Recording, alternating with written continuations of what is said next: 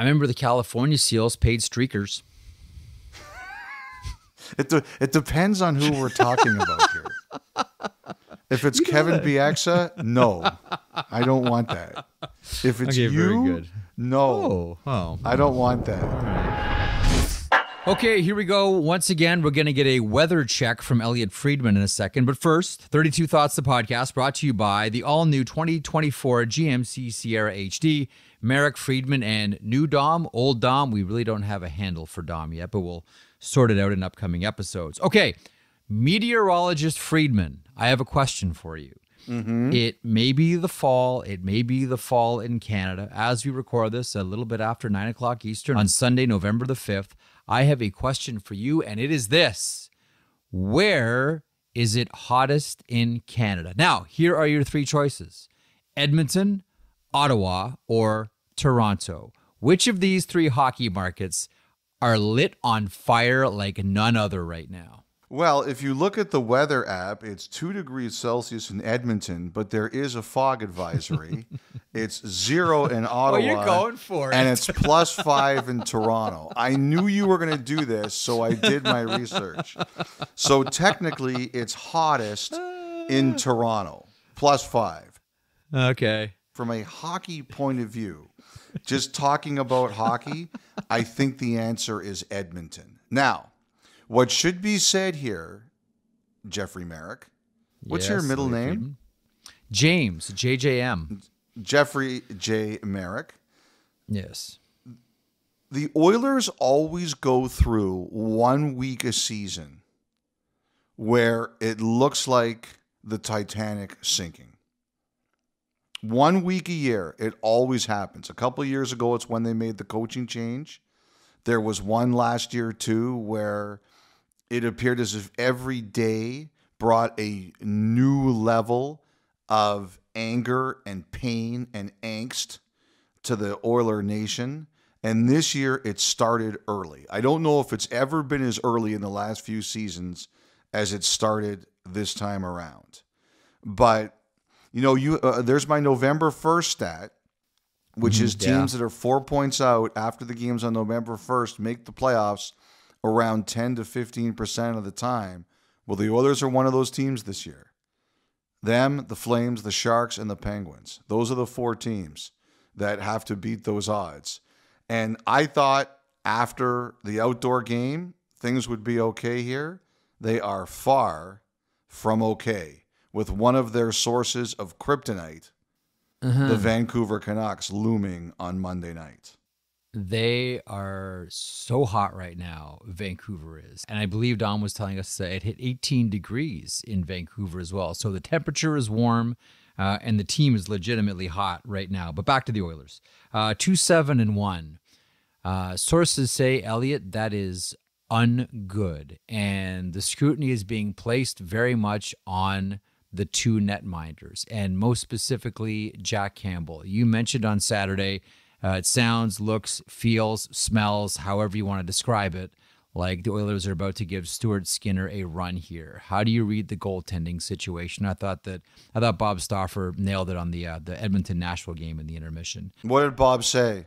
I refuse to believe Bob Stauffer got something correct. He compared them to the San Jose tandem as well and said that even San Jose is outperforming them, and that's the main problem here in Edmonton. I think it's more than that. Look, they're not getting saves. There's no question about it, but the Oilers are leaking. This is a double whammy combination. Jeff, I may not have played hockey to a high level, but I know that if you're giving up great chances and you're not getting saves, it's bad. Sources say that is bad. So yes, they're not getting saves, but I don't think this is only on the goaltenders. The Oilers right now, they can't defend. The teams are just going right through them, and they're getting to everywhere they want to go. Before we talk about the goalies, though, I want to talk about the head coach because, I started getting calls when that game started getting away from the Oilers against Nashville on Saturday. People started asking me, do you think Woodcroft could be fired? Like, do you think something could happen after the game on Saturday, or we could all wake up Sunday morning and there was a new head coach? And there's two things I look at in these situations. Number one, what is the coach's history?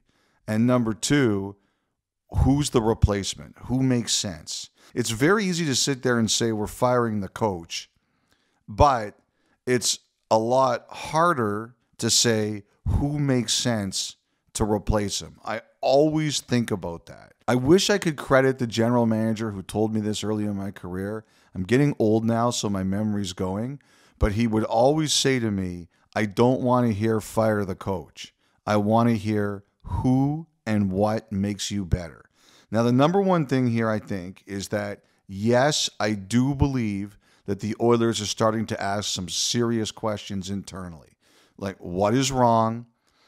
What can we do to fix it? And has it been thrown around that maybe they might have to look for another coach? Yes, I believe it has. I think you would be doing the ostrich, burying your head in the sand, if you didn't think the Oilers were at least thinking about this. But let's remember one thing. Jay Woodcroft, before this season, was the Oilers head coach for 120 games. They'd won 76 of those, and they'd won 3 rounds in the playoffs. Is he perfect? No. But he's gotten results on that team. And to me, you need to have when you've got that kind of record, you need to have a good reason to say you really have to have exhausted all your options when you are saying we have to change the coach. Now, are you going to have to go in there and say you might have to do things a little differently? Yes. You might have to change the way you approach some things? Yes. But how many teams fire a coach with that kind of winning percentage and find someone better? So that's the number one thing I look at here. So you sit there and you make your list, Jeff, and this also goes for, Ottawa too. You make your list of who makes sense. Claude Julien is a person. Like, if you're really craving structure, that is definitely the kind of guy you're looking at. Patrick Waugh, and we'll talk about him with Ottawa in a second. I've always wondered if the day would come that he would get another shot in the NHL.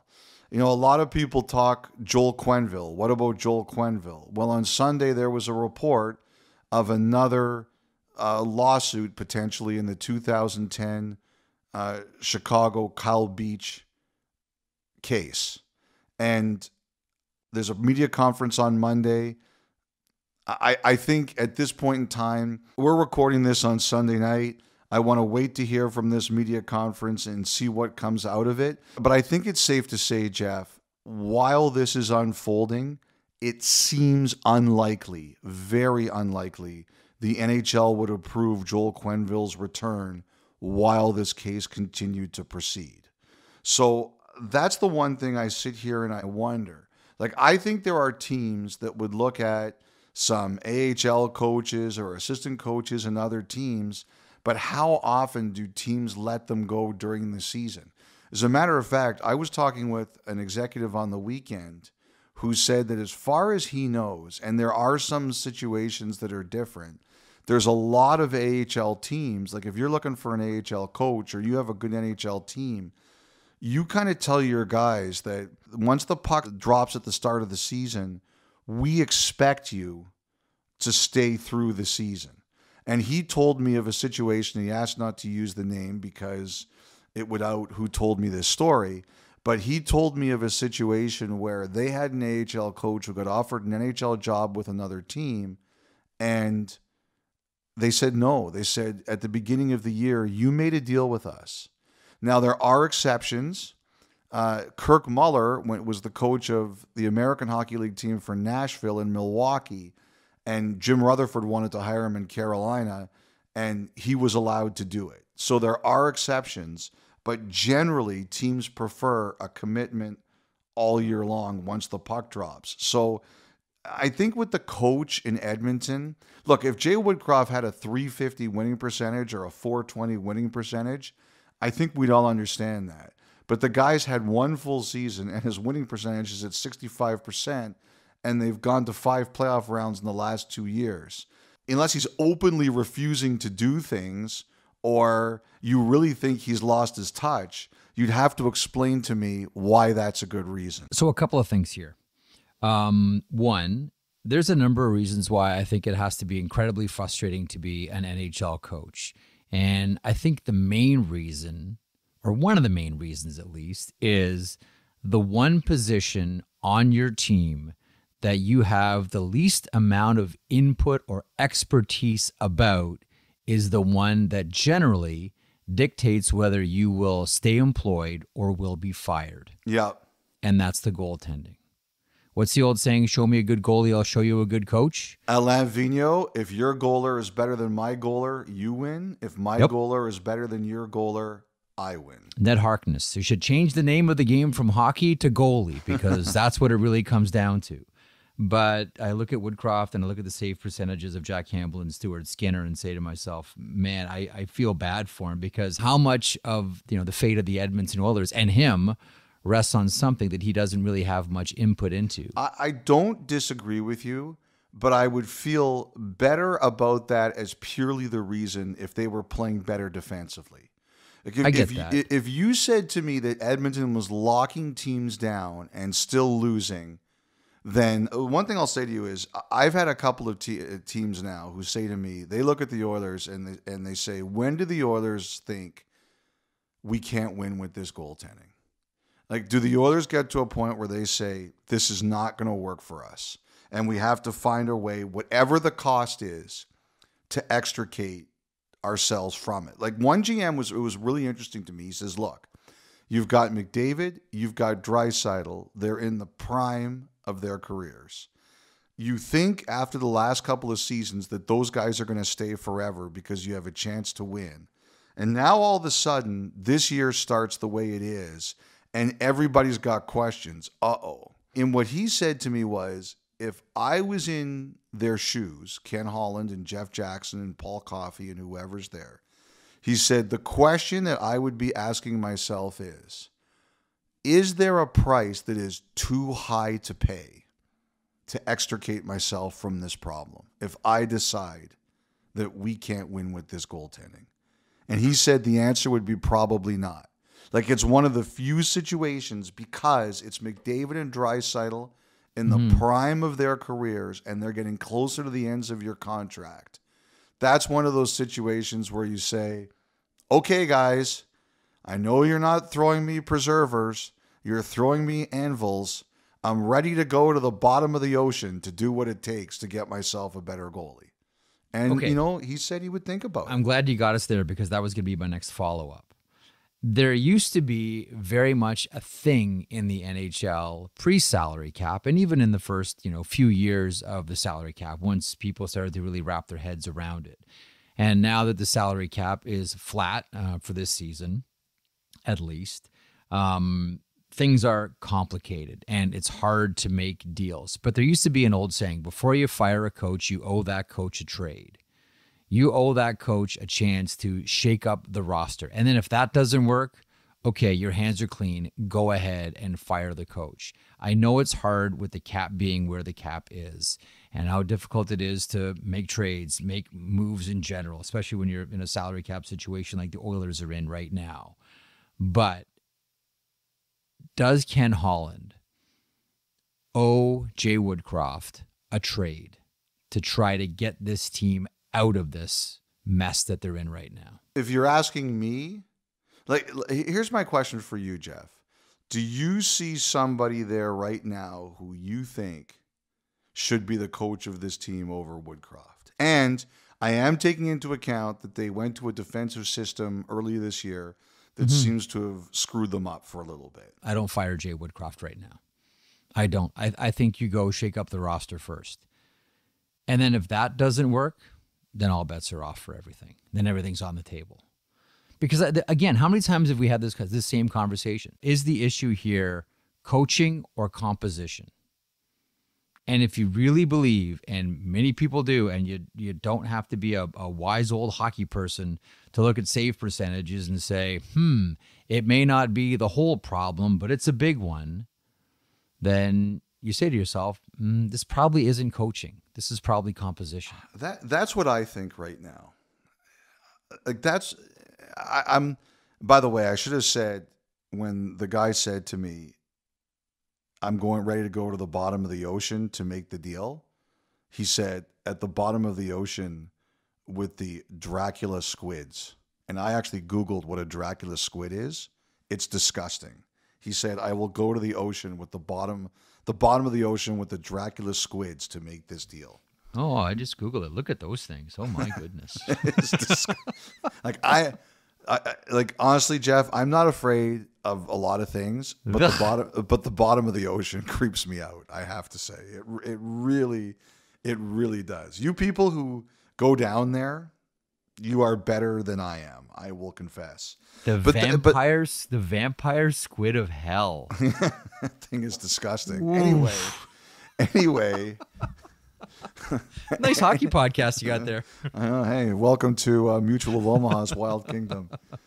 But I agree with you. I think you know, like again, I was looking back at some of the goals this week. And I know I'm sounding like a broken record, and sometimes I really do think I repeat myself too much on this podcast, but I'm going to hammer this point.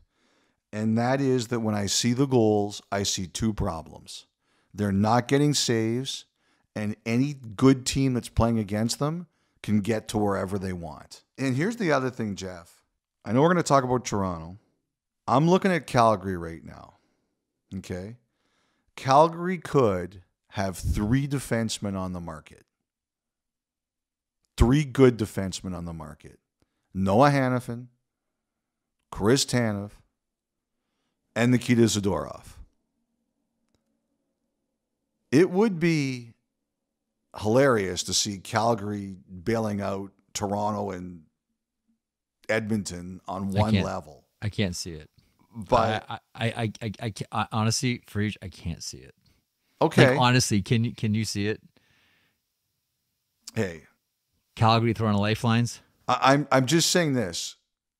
I think they've begun to make their phone calls just to see what the market is.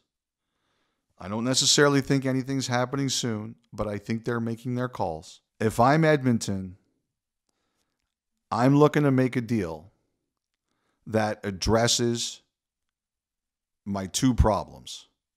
We're not getting enough saves, and everybody's going, who's playing against us, wherever they want to go. How do I do that? And even if it's a bit lopsided in the sense you have to give up, like I don't know if you're giving up players, but, well, I mean, you might have to clear some salary out, but you're not necessarily giving up top players or top prospects.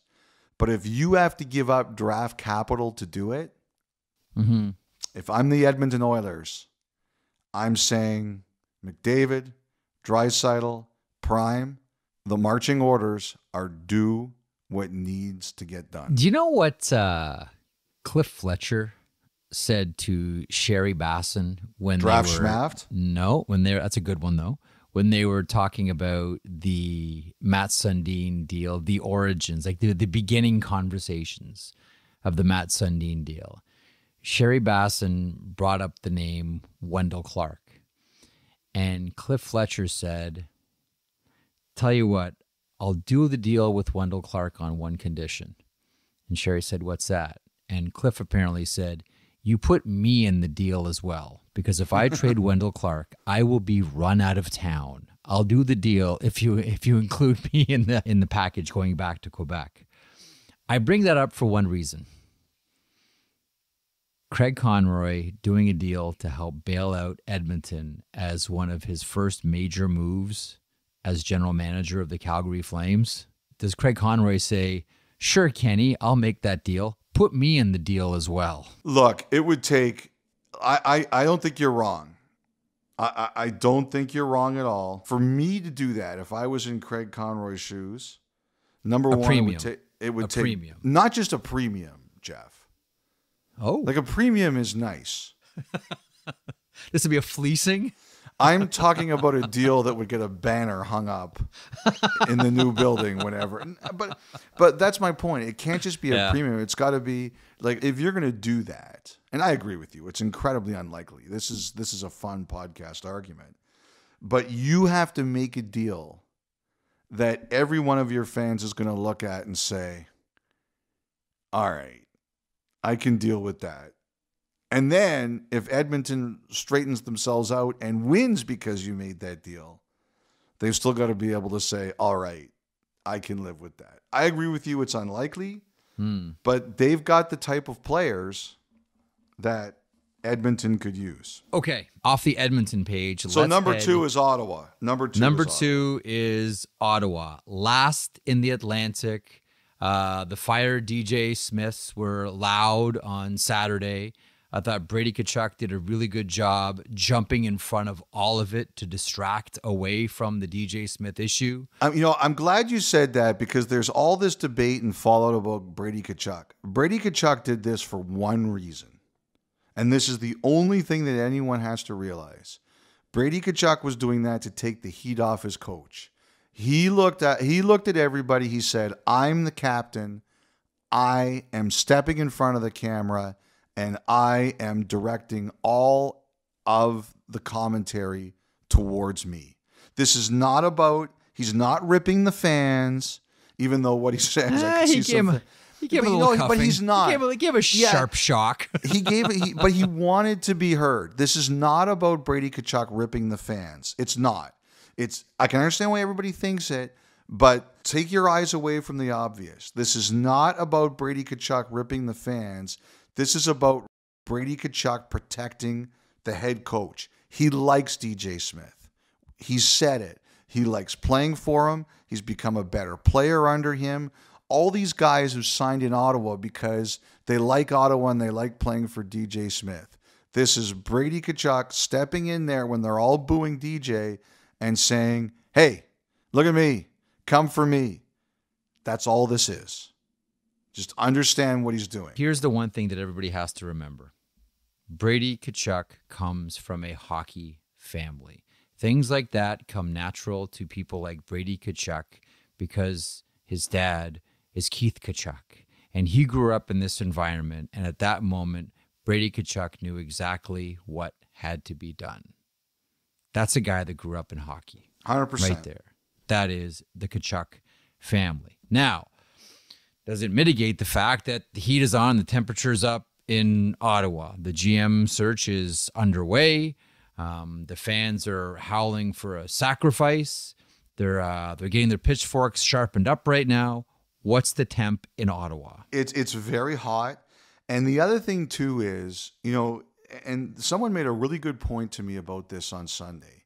He said the other thing that you have to take into account here is that it's an owner who just paid a record price for a team. And how much do you think he needs playoff revenue to make that make sense? Like, it's a key part of your cash flow is playoff revenue. So like this guy said to me, don't discount that. It's important. Now, again, I believe what Steve Staios said. Steve Staios' preference is let's calm this down. Enough going on. Let's calm this down. Here's the thing is, it's the old line. The road to hell is paved with the best of intentions, right? Steve Staios is 100% thinking that this is what I'm going to do, this is what I'm going to do, this is what I'm going to do. But eventually you could get boxed into a place where you're just saying, you know what? If we don't start winning games, it may not be what I want to do. It may be what I have to do. Now, here's the thing here. You got local fans cheering for Claude Julien, who's there. And Claude Julien's a structure guy. One of the other ownership groups, I don't know how Steve Staios and Mike Andlauer feel about Patrick Waugh, but one of the other ownership groups was prepared to make Patrick Waugh the head coach. That was a decision that they were very interested in making had they gotten control of the team. You know, the other name I kind of wonder about if they do anything is John Gruden. I just don't know if they're going to be able to get him during the season. He's coaching the Marlies in Toronto, and he won an OHL championship with Andlauer and Staios in 2018. He was the head coach of that team. Hamilton Bulldogs. What did I say? You didn't give a team name. Thank you, Jeff, for mentioning that I forgot the team name. Again, I take Staios at his word. I absolutely take Staios at his word in this particular case. I think that if he has to make a change, it's the absolute last thing he wants to do. And you know, the other thing too is if you go back and you watch that media conference from last Wednesday, for me, like the 97th time on YouTube, Steve Staios is talking about what he sees as a player. This is a guy who played almost 1,000 games in the NHL. He knows when a team is playing for its coach. And he believes that if as long as a team is playing for the coach, you give him the longest possible chance to turn it around. And so I think he is pro DJ. He sees a team playing hard for his coach, a team responding to his coach, and Tkachuk, what he said the other night, will only reinforce that. So I think he waits as long as he can before deciding to make a change. I think the only way he does it is if he gets to a point where he just believes I have no choice but to do it. Do you think the fans chanting has any bearing on this? It did in Toronto, remember? Well, with Ron Wilson, like that was the big one that we all point to. And Brian Burke has said that. He said, look, it would be cruel and unusual for me to continue to keep throwing Ron Wilson out there. But for this group, for Steve Staios, do the fans' chants matter? It shouldn't. You know, Bob Knight died last week. He had a line, and I hope everybody understands where I'm coming from on this, where if you listen too much to what the fans say, pretty soon you're going to be up there sitting next to them. That was his line. And you have to respect your fans. You have to appreciate your fans. You have to show the fans that their fandom is wanted.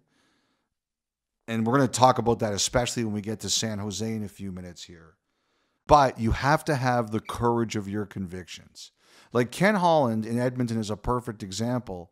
There were times last year where people wanted him to do things, and he wrote it out, and it turned out to be the right decision. You have to know when to turn off your phone, delete your social media, and say, bah, bah, bah, bah, bah, I am not listening to anyone out there. And especially when you're new, you can't, like Steve Staios is in his first job in the NHL at this level. You have to be able to show that you can stick to the courage of it. Like they got thrown a curveball last week. They got that penalty and they said, you know what? We can't keep going the way we're going. I think everybody understands that. But you can't keep changing your plans. At some point in time, you have to say, this is the courage of our convictions and we're sticking with it. But they got to start winning games. That to me is the big question here. How long can he wait? And I don't think it's the fans. I think it's the W's and the L's. We'll see where that one hits. It's another crucial week for the Ottawa Senators on the horizon. Another crucial week for the Toronto Maple Leafs as well. Eyes focused squarely and criticism sharp and swift, and focused squarely on the new players. Bertuzzi, Klingberg, Domi, Reeves. Hasn't really worked out anywhere here, Elliotte. And it seems as if Austin Matthews isn't scoring hat tricks, Maple Leafs have a hard time, A, scoring goals, and B, winning. Case in point Saturday against the Buffalo Sabres, Where is Toronto on your meteorological scale? Well, it's high because there's a lot of things that are concerning.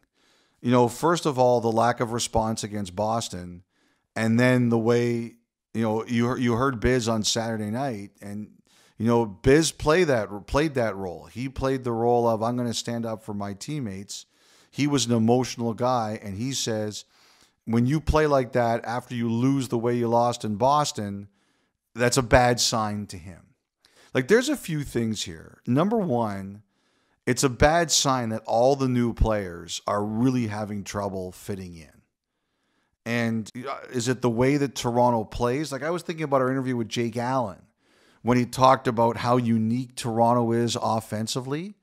Is it simply a matter that there's these 4 new guys in Toronto that they can't mix into the way Toronto plays? Like, don't you think it's weird that it's all the new guys who are struggling the most? That's a long pause, Merrick. Yeah, I'm just trying to think of is it weird, because I don't know, like a lot of these signings were kind of panned at the time that they were made. Oh, I don't know. I disagree with that. People like the Bertuzzi. They love the 1 year on Bertuzzi. They like Bertuzzi based on what they saw in the playoffs. But I mean, everyone saw John Klingberg with Anaheim. Everybody saw John Klingberg with Minnesota. I think people still had visions of, Prime in Dallas. I thought Domi had a really good year last year in Chicago and Dallas. Mm-hmm. But I don't know. You know what? People praise the 1 year deals.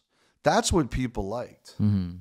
Now, so I'm shocked at how hard these guys are having to translate to Toronto. Like, is it? I just don't know. Like, what is so unique about the way the Maple Leafs play that veteran players like Tyler Bertuzzi and Max Domi and John Klingberg have such a hard time fitting in?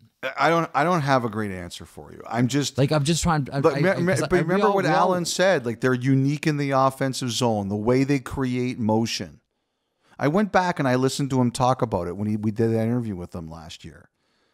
I mean, look, I'm sitting here. I'm searching for reasons as much as anyone else. Look, I see some of the obvious problems. I think they've been looking for defensemen. I ran into somebody today. Where was I? I was at the gym. I know this story is almost hard to believe already, me talking about going to the gym. What's his name, Jim? and a guy says to me, while I'm bench pressing 360 pounds, a guy says to me, are the Maple Leafs going to sort this out? And I said, I think they're looking for D. And this guy's like 70 years old. He's like, they've been looking for D my whole life. I just started laughing. Looking for defense since Alan Stanley was taking draws for Punch Imlach. So, but I think they are looking for defensemen.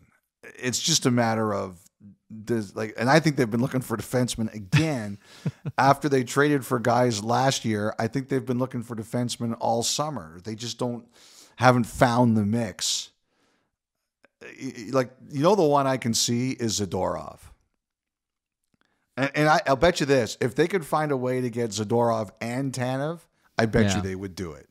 I bet you they'd do both of them if Calgary was willing to do that. I really believe it. Brad Treliving knows them well, obviously. Mm-hmm. And there's the obvious connection. I'm not saying it's going to happen, but if you showed me a path where that could occur, I could see it. But look, I think they're looking for D. But I am amazed at how out of sorts they look. And then there was the team meeting on Friday morning. Now, I want to make one thing pretty clear. You know what's interesting about them is if you look back at them over the last few years, Nick Foligno fought Corey Perry after Tavares was hurt in the playoffs. And I remember that's the one fight I remember all of us watching together in the green room and saying, "Oh, we don't want to see this," because it was clear it was an accident. Jason Spezza got the only suspension of his career when he went bananas against Winnipeg a couple years ago for what happened. So there have been cases where they've done this, but generally it is not part of, I can imagine Spezza must have been going bonkers over the last day as people said the Maple Leafs never fight back. He's like, I got suspended for this. But it like Nick was right on the broadcast last Thursday. It's just not in their DNA. And they had a team meeting and the players spoke, Hughes spoke, Brad Treliving, the GM, I understand, spoke. And what they talked about was it's instinctive for championship teams. And I heard one of the things that was said in there. Nobody will confirm it, but I heard one of the things that was said was other teams know that they can push us around. And Jeff, that is one thing I agree with. In the NHL, those teams, they do not win. You don't have to be seeking it out. It's not the 1970s where you're sending Bob Kelly, Dave Schultz, Don Selesky, and Ross Lonsberry over the boards. But, you know, there was a video we showed on Saturday night of Robert Bortuzzo running into Vasilevsky, and before he's in the corner, the whole team has their gloves down. They're all over him. All of them. That was a great highlight you guys showed last night. That was really good. And you know what? Like, but hang on. The thing that really drives that point home is, do you see the people? Do you see the Tampa players that are going after Bortuzzo?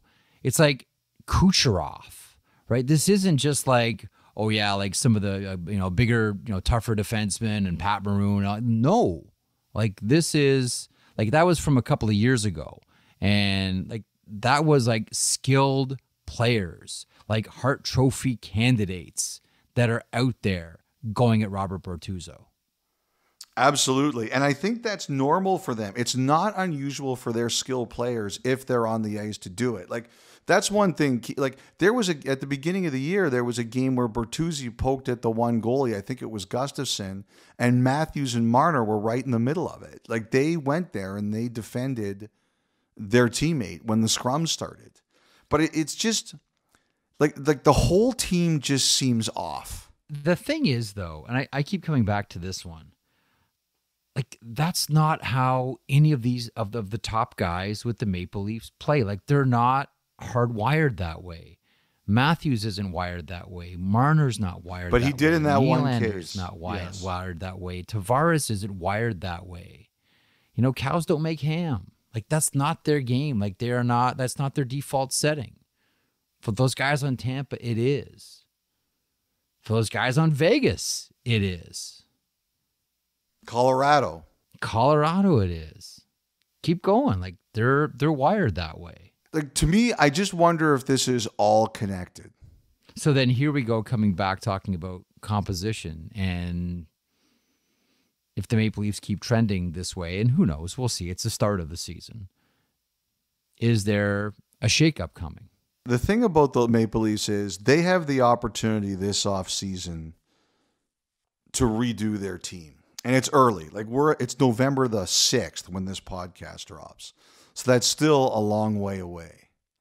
But if this doesn't change, I wonder if that Toronto team is going to look very different next year. And there will be people who listen to this podcast who say, I have said this before, and it's true. I said it 2 years ago. But now this is a time where the contracts all start to align, right? You've got one more year of Tavares, you've got one more year of Marner, and Nylander's at his end. And all credit to Nylander. Even though I didn't like him and Klingberg on the empty net goal, I think he's played really well so far this year. You know, Jeff, the other thing I wonder about with the Maple Leafs is I wonder if they do a roster shock. Like a scratching like Jeff Carter Saturday for the Pittsburgh Penguins? Even more than that. A trade? I wonder if they bring up some of the kids from the American Hockey League. Nick Robertson looking your direction. Bobby McMahon, too. Those are the two yeah. guys. Nick Robertson is scoring, and someone sent me video of... So Toronto played in Laval on Saturday night, and something happened, and Bobby McMahon just went after people. There was a bit of a hit from behind. It's tough to tell because the video I sent was really grainy. Yeah, Logan Shaw got hit. And he gets right in there. And I'm sure all those AHL guys for the Marlies knew what happened. There's this thing called the internet right now. You know what happened on your NHL team.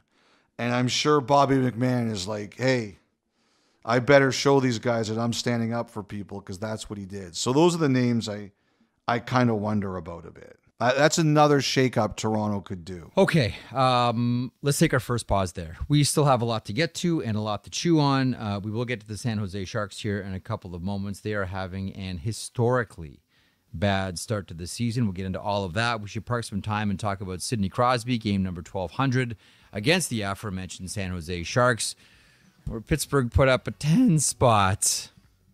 San Jose gave up a 10 spot 2 games in a row. All that plus the Montana. 10 spots, a place where you get your nails done. Thanks to Steph, I know about that.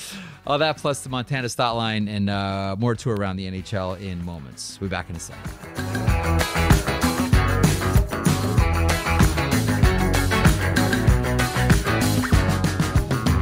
Listen to the 32 Thoughts podcast ad-free on Amazon Music, included with Prime.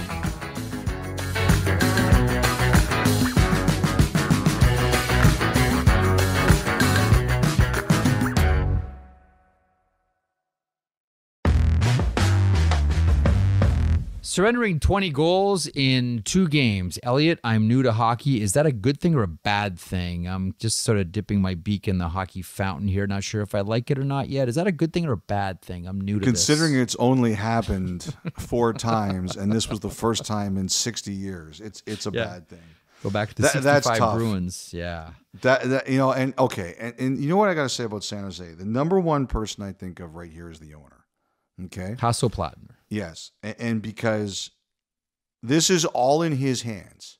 To me, there is one question. When I look at the Sharks this year, I say, what does the owner think of this? That is the first thing that jumps into my head. And the reason is, number one, Plattner, a few weeks ago, we talked about the McConnells with Columbus. They leave you alone. They let you do your job.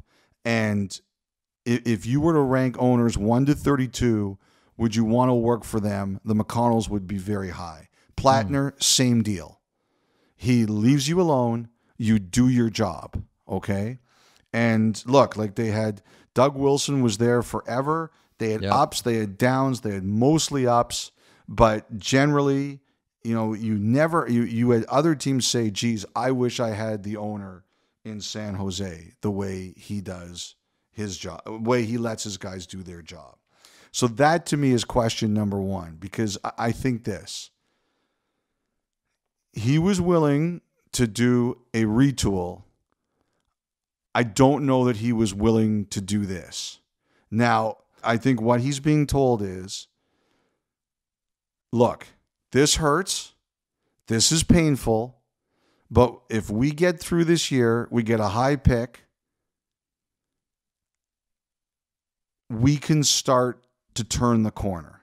I think he's been told, and he's being prepared right now, that as much as this hurts, if we do it right, we can come out of this. So you've got to be able to convince him. But number two, the tough thing is you see the crowds. And, I'll say this. If you're the San Jose Sharks organization right now, you have to be making it so that you are giving the fans that are going to those games the greatest experience of their lifetime. Like you got everybody here will watches hockey, probably saw that picture the other night before the Vancouver game or during the Vancouver game with the fan holding up the sign saying, I'm at my first Sharks game ever. And that poor kid became a meme all across the internet. But when you're in this situation, it's like a trick-or-treater comes to your door on Halloween and you're like, would you like the whole bucket? I'll give you the whole bucket. You have to sell your fans. Like when you're losing like this 10 games into the season, how are you convincing your fans to come back into the building for the rest of the year? And that's the thing that freaks out owners. He's looking at this and saying, how are we going to keep customers? So you have to make sure you're giving them aside from winning games, the greatest experience they ever could have to come into an arena. But, I know the reporters the other day asked Dave Quinn, like, do you worry about your job? Like this isn't Dave Quinn's fault. Now, I bet you he wants them playing a lot harder. And I guarantee to you that nobody, not the players, not the coaches, not anybody is enjoying losing back-to-back games by a 20-3 count. But this is not on the coach. Like, this is not a coaching change is not going to make anything better. Like, Jeff, I really don't know what to say aside from I hope the owner is on board with this. Because if he isn't, then you've got a real problem there. Mm-hmm. I don't know, maybe show BU highlights in the intermission, start pumping up Macklin, Celebrini, bring him back. You got to make sure you win that lottery, though. Junior Sharks stand out. Let's bring them home. I know that's it. There's that little thing about actually winning the lottery as well, which complicates. I mean, obviously, if you could sell that, if you could say this is our guy, and obviously, as you mentioned, he's a junior Shark, so they all know it. And on some level, you can't help but look at that and say, maybe that was part of the plan that was sold to the owner. Like, this is a kid our fans know, and we've got to give our best shot at getting him here. But going from here to there and sometimes banking on that fickle mistress that is the NHL draft lottery, you have to make sure you get it right. Here's one of the reasons why, and there's a number of reasons why. I don't believe that the plan was the scorched earth, take it right down to the nuts and bolts type of rebuild. I'm still curious what Tomas Hertl was told about what the plan was in San Jose before he signed that whopper of an extension. Nobody thought it was going to be like this. Nobody did. Nobody thought it was going to be like this. Because I remember when people were interviewing for that job in San Jose, they were saying that we're going to retool. Like, I was asking guys, is this a teardown? And they were like, no. I read a book about the NBA called Built to Lose, which was about all those teams that tanked. And people who support tanking, they're like, you have to do this, you have to do this. But the one thing you forget is the toll it takes on the players, the coaches, the staff, the owner who's looking at empty buildings. And there's like, you sell hope, right? Like, if we do this right, we get this, and this, all these prospects, and we're going to be better. Well, what happens if you get it wrong? Or what happens if you scorch your earth so badly that when you start to get better, fans are like, I'm kind of tuned out. Like, you're really going to have to get better before I'm coming back into that building. There's been some teams that have tried it, and it's lasted a lot longer than they thought. And in hockey also is the toughest place to go scorched earth because, even a Celebrini, as great as he is, like, the best team in the NHL is a 4-line, 3-pair team. The Golden Knights de Vegas. Like, it's a hard road from here to there. So when I look at it, I say, is the owner okay? And number two, the Sharks have to stop at nothing in groveling to their fans this year.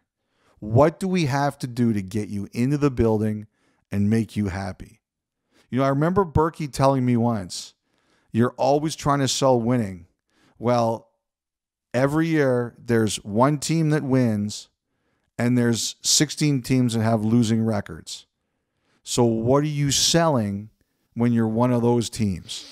Once upon a time, and you can't do this anymore for a number of different reasons, one of those things you did during your down period was fill your team with tough players. It may not be a winning environment, but there's going to be fireworks. That's what we're selling. But you can't do that anymore. And a lot of those players don't exist anymore.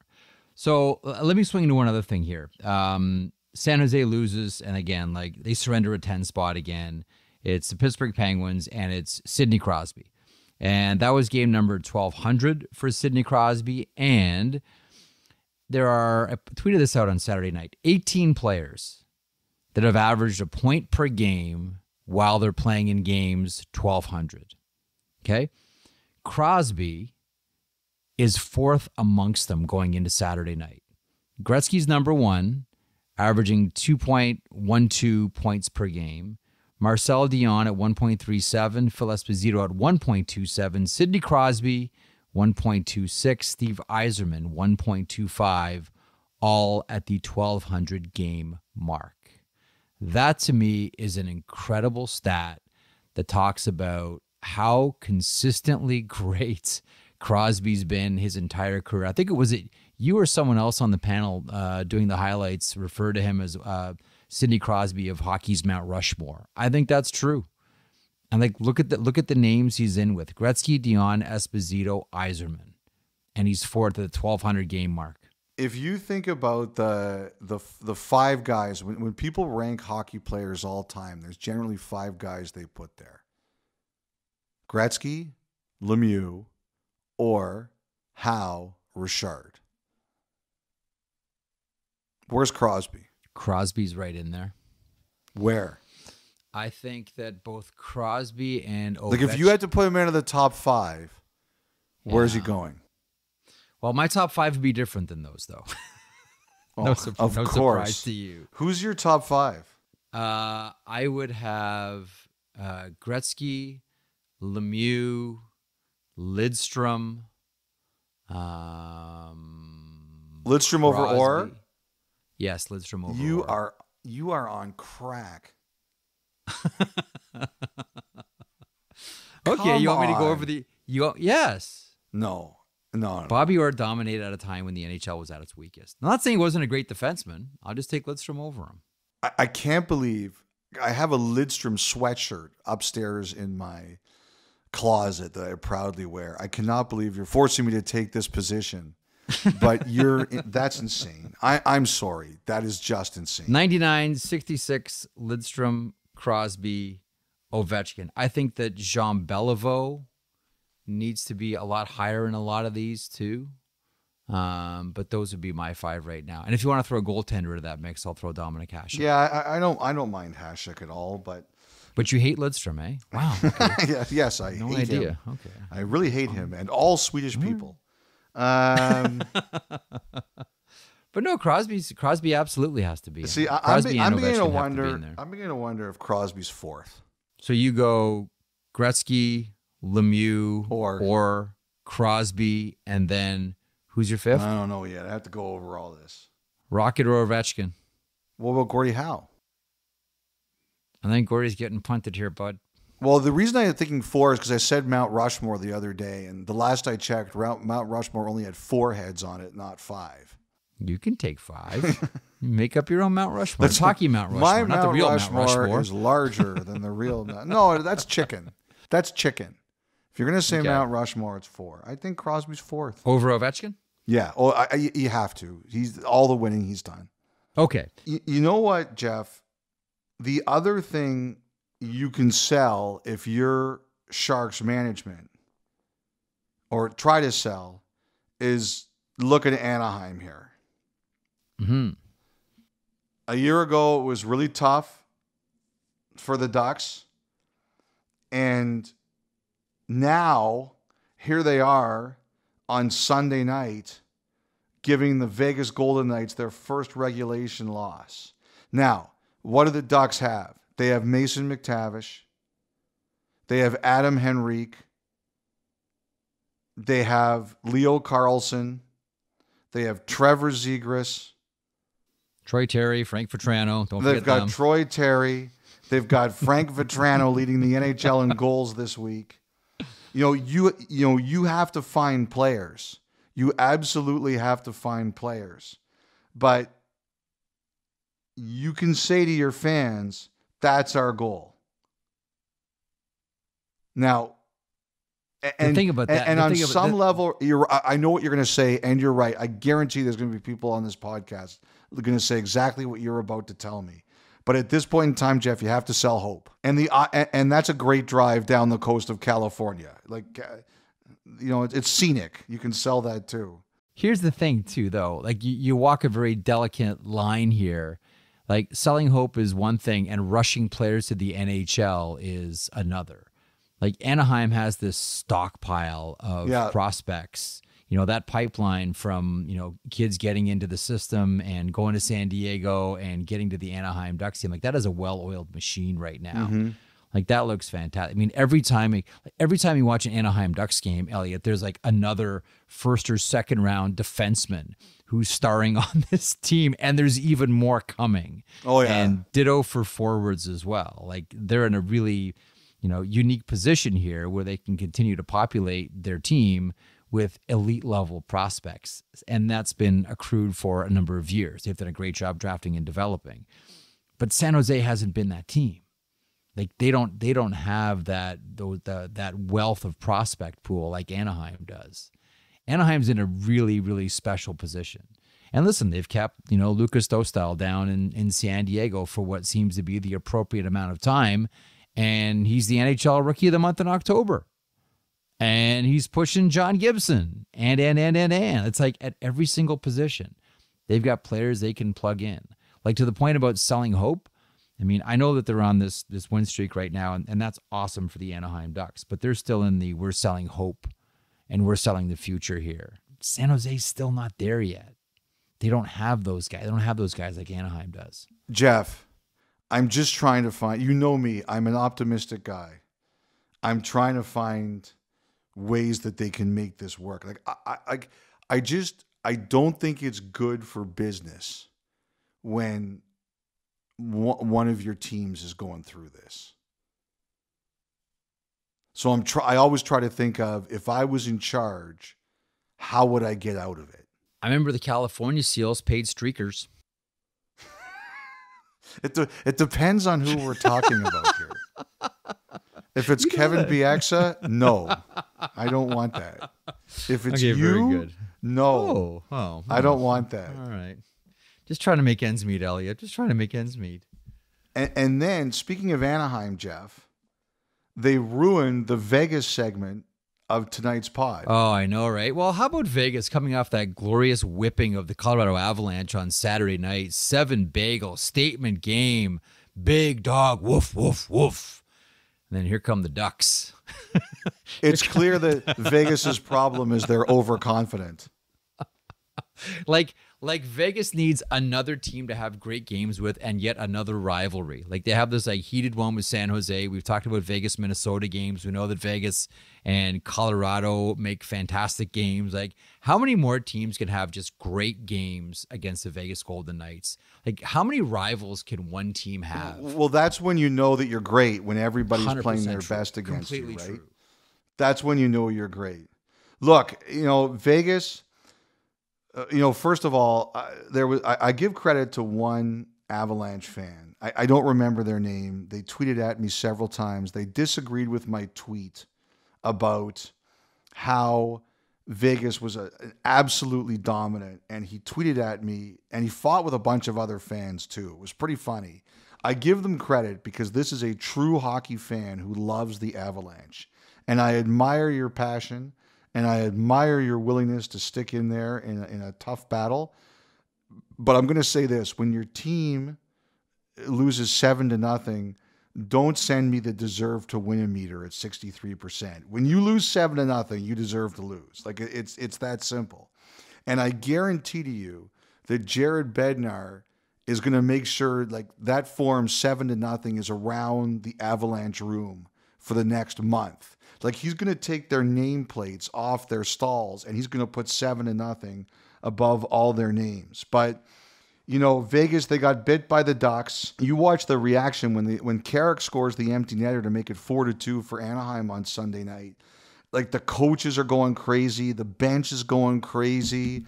Like, awesome. The fans are up. Like, if you're Anaheim, you need this. You talk about giving your fans reason to come into the building. Anaheim You know what was it? You made the joke that Verbeek is going to start trading people because they're winning too many games. But Yeah. you're giving your fans reason to come back into your building. And sometimes you can do it with wins and sometimes you can't win. But the Ducks went through this last year. Now they're giving fans reason to come back with the building the way with winning games. But I just think even though Vegas slipped up on Sunday night, like I think if you were ranking the teams 1 to 32 now, they'd be 1 Vegas, and I think there's a bit of a drop to number 2. Even with this loss, I mean, you're going to have to lose eventually. You know, Vegas has sent a message to the league that 1 year later, the Stanley Cup still goes through Nevada. Okay, let's get to the thought line now that we've given the bouquet of flowers to the Vegas Golden Knights. It is time for the Montana's Thought Line, Montana's Barbecue and Bar, Canada's home for barbecue, and the greatest tagline in any podcast. Go. Try the ribs. 32 Thoughts at sportsnet.ca. 32 Thoughts at sportsnet.ca is the email. The phone number, 1-833-311-3232. A quick one to kick it off. Ace, if that is indeed your real name. Ace from Saskatchewan. How much does the NHL spend on pucks? So this was a really interesting question. I know this person, Ace, and he sent it to me. And it's like nepotism and who you know works on the thought line too, apparently, is what I said to him. And bribes, too. And bribes of wings. If you think bribe you me can with wings. Bribe us to get on this podcast, you're exactly right. So I asked someone, and I said, I thought this was an interesting question. And this is what they proposed to me. Like 16 to 24 pucks a night, so I took 20. How many games are there in a year between exhibition, regular season, and playoffs? I came up with 1,450, give or take. Like, people can tell me I might be a little bit off, but this is pretty close. And apparently a puck with the tracking costs about $47. So I came up with just under 1.4 million. I came up with 1.36 million. Yeah, I'm surprised that I'm netting all around the rink of $47 a puck. The fan, actually, I have to tell you, that was one of the things when they were talking about tracking in the puck. That was one of the things they talked about. They said we have to get it down inexpensive enough where we're not chasing people for pucks, because keeping a puck that's shot into the crowd is part of the game for people. And you know what? With the Fox puck, those were expensive pucks, and they used to go and they would have to offer like fans like home team jerseys or tickets in order to get the pucks back. It's a great story how they used to have to hound people like and bribe them to give the pucks back. And they said this time around they didn't want to do that again. People have to be able to keep pucks that are shot into the crowd. Yep. So there's your number. It's about rough estimate, 1.4 million. Okay. Mike in Peterborough. Hi, Jeff and Elliotte and Dom. Dom getting some love. Love the show. First time emailing or calling. I listened to the most recent episode where you discussed the idea of mandatory neck and cut protection for NHL players. I played hockey my entire life, and when I was a kid, they introduced a mandatory CSA-approved neck protection. The thing I've never understood is, where are the insurance providers in all of this? Seems like if I decided I was going to disable my vehicle's airbags or get rid of other safety features, my insurance company would have something to say about it, not to mention the government. Anyways, that's my question for you today. Do the insurers not have something to say here? Surely they must be pushing hard to lessen the chance of them having to pay out huge sums of money when someone's career is cut short by a preventable injury.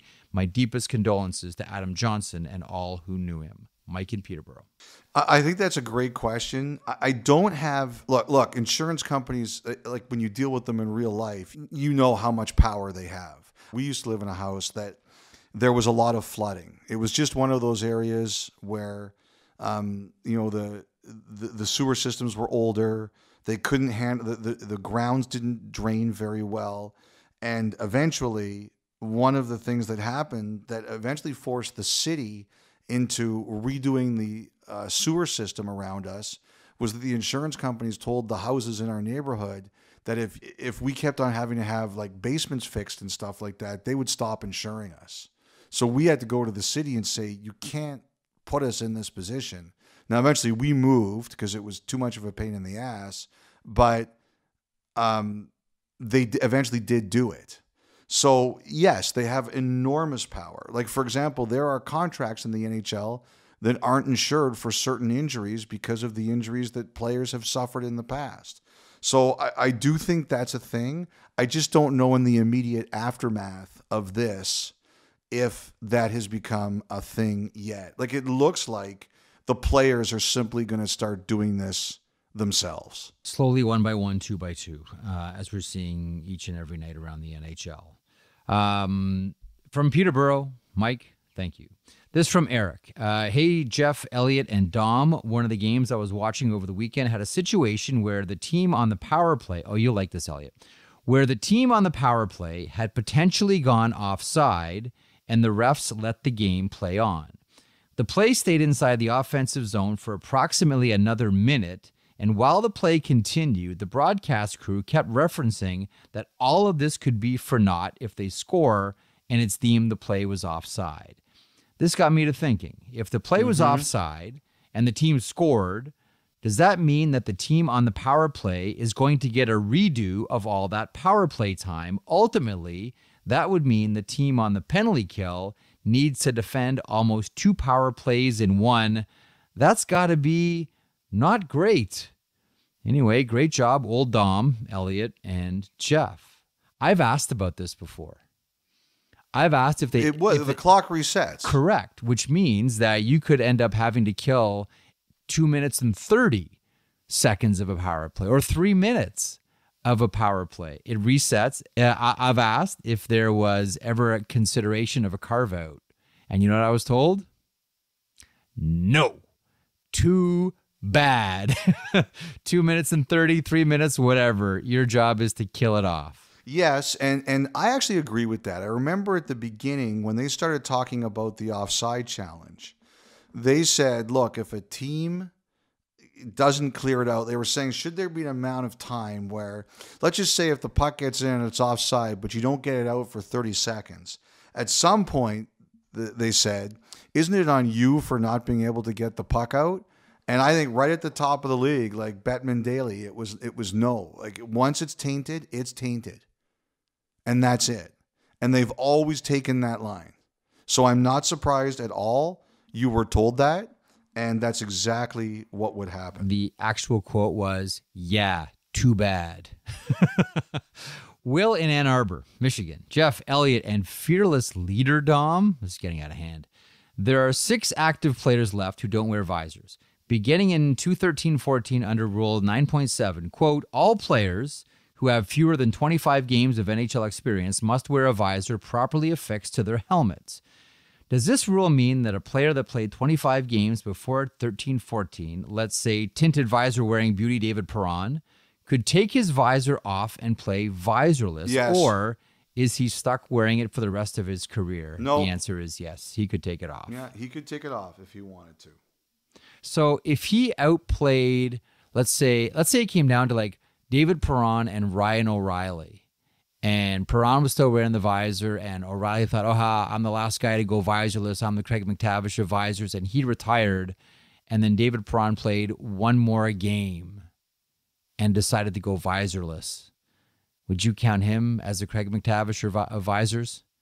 Or is he just getting off on a technicality? I could see David Perron doing that because he's enough of that kind of guy who would say, I could get away with this. I'm going to do it.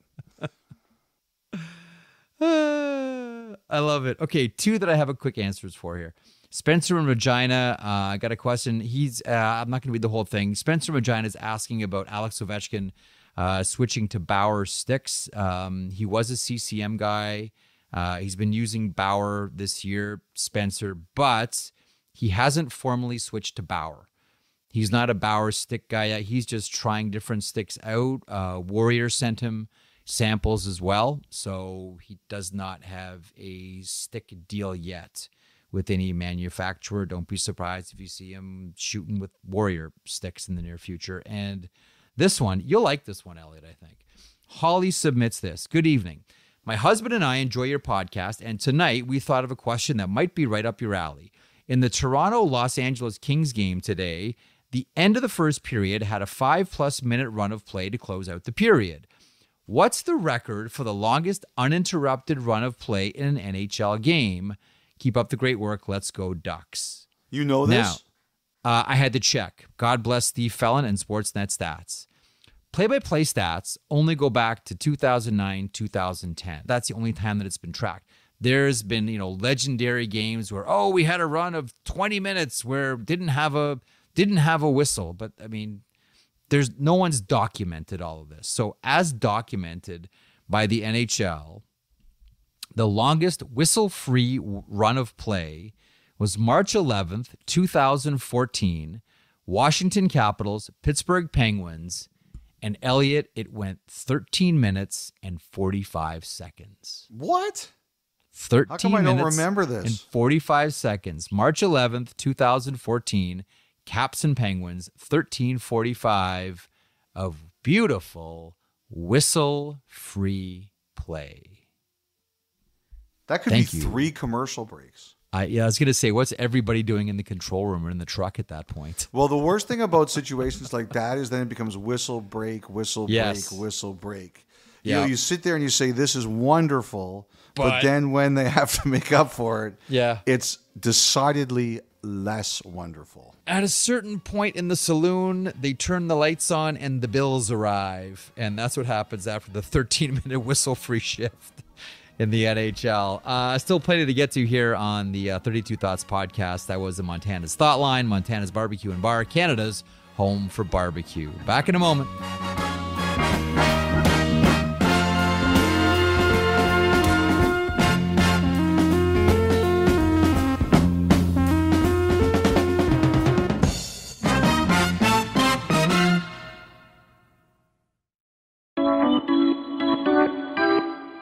Okay, Elliotte, we'll finish the podcast today by talking about the issue that you led Saturday headlines with, and that is Jack Hughes. And you mentioned that it is not the worst case scenario for Jack Hughes.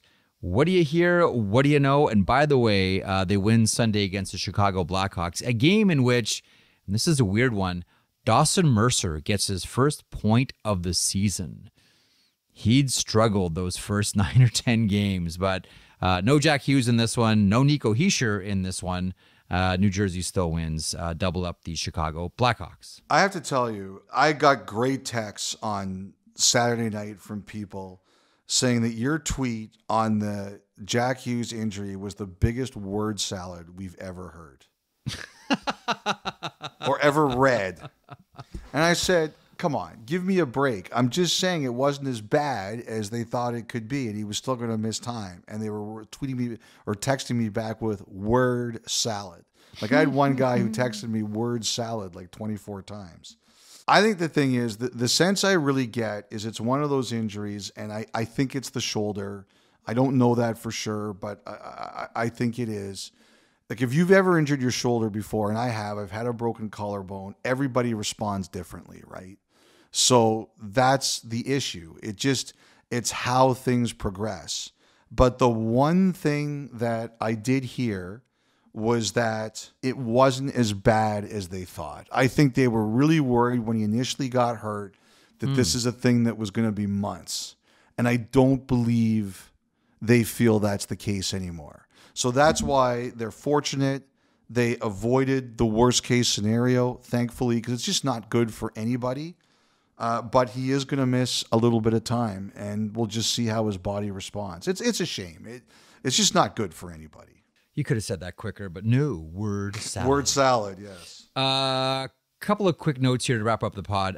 Patrick Kane, you talked about Saturday narrowing down the teams, inching closer to a decision. Yes, I think I don't necessarily think the final decision is going to be this week, but I do think that he's going to start taking some meetings or Zoom calls. That's and I think his goal is to narrow it down to a small handful over the next few days. Carolina looking to move a defender. Yeah, they got too many. Pesci's coming back. I think D'Angelo's name is out there. I heard it might not be him. I heard it could potentially be somebody else, but I've heard D'Angelo's name is out there. Do you have a thought on Johnny Gaudreau benched the final 16 minutes and 7 seconds in the 2-1 loss the hands of the Washington Capitals, who don't look now, but have won 4 of their last 5 games for each. Yeah, I have to tell you, Jeff, this was what Columbus wanted this year.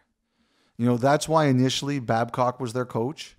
And when they had to move on from him, they said to Pascal Vincent, this is what we want. They felt they had a country club. And, they've benched Kent Johnson a couple of times. They sent him down to the American Hockey League. They've benched other players during games. And now Goudreau the other night. This is what the Ducks. This is what the Blue Jackets want. Like, Vincent is not doing this in a vacuum. He is doing this with the express. What's the word I'm looking for? Written consent? I like that. With the expressed written consent of the Blue Jackets management. This is what they want. If you don't think somebody's playing, you sit them out. They don't get in the lineup. By the way, about Columbus, they have Eric Robinson in the American Hockey League. Yep. I've heard that teams like Robinson, and there's interest in him. The problem is the number. He's at 1.7. It's hard for teams to fit him in. But I think if there's a way to do it, that's a guy I could see getting moved at some point. Because teams like the player, they just can't fit the number. Anyway, like that won't be the last one in Columbus this year. That's what they want. And like if you're going to do that as a coach, you have to have the backing of your organization, and Vincent does. We'll see how the Blue Jackets respond as they face off against the Florida Panthers on Monday. 1 of 4 on the board to kick off the week. Elliotte, take your pick. There's some beauties on Monday. The Tampa Bay Lightning facing off against the very, how shall we say, emotionally bruised Toronto Maple Leafs. Is that correct? The Boston Bruins, who have now been handed a regulation loss courtesy of the Detroit Red Wings, they'll face off against the Dallas Stars. That should be an excellent game, but the Vancouver Canucks are hot. Everything is sunshine in BC right now with a record of 8-2-1. You mentioned it earlier in the podcast. I'm so looking forward to Vancouver and Edmonton on Monday night. There are some beauty games to kick off the week for each. I'm with you, and I will be watching all of them on multiple screens until my eyes glaze over and I can no longer see. Watch hockey until your eyes ring no sail and you just drift off to sleep. On that, we'll wrap up. Podcast returning later on this week as well. Thanks again for joining us here on this Monday. Enjoy your week of NHL action that's on the horizon. Have a great week.